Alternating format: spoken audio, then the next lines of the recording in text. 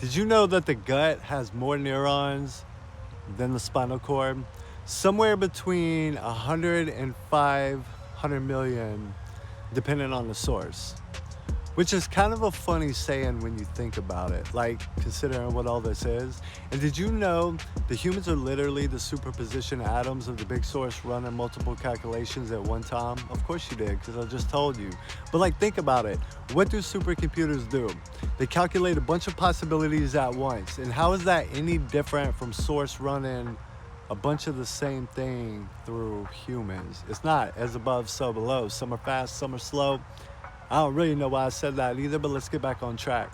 The digestive tract is a system so complex and so autonomous that the ones who found it and researchers labeled it the second brain, not even realize that they had it backwards. Because evolutionarily, the enteric nervous system came first. The brain in your skull is the second brain. The gut is the original, and it produces 90% of your serotonin.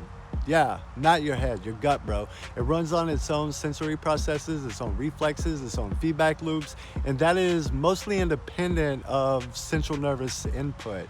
So it communicates upward through the vagus nerve, which we just talked about in the last video, but about 80% of the signals hitting your brain are going from the gut to the brain, not the other way around. So your gut is not receiving marching orders, it's sending reports, which means that the state of your digestion, the microbiome, your enteric chemistry is actively shaping your mood, your perception, your cognitive clarity, and not as a side effect, dog, like as the primary input.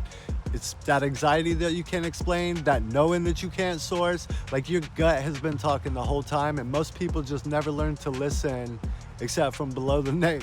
Learn to listen below the neck down. But this is the builder era, humans, and it's pretty important that you understand how to operate the machinery that you need to build with. Welcome to the top of the spiral.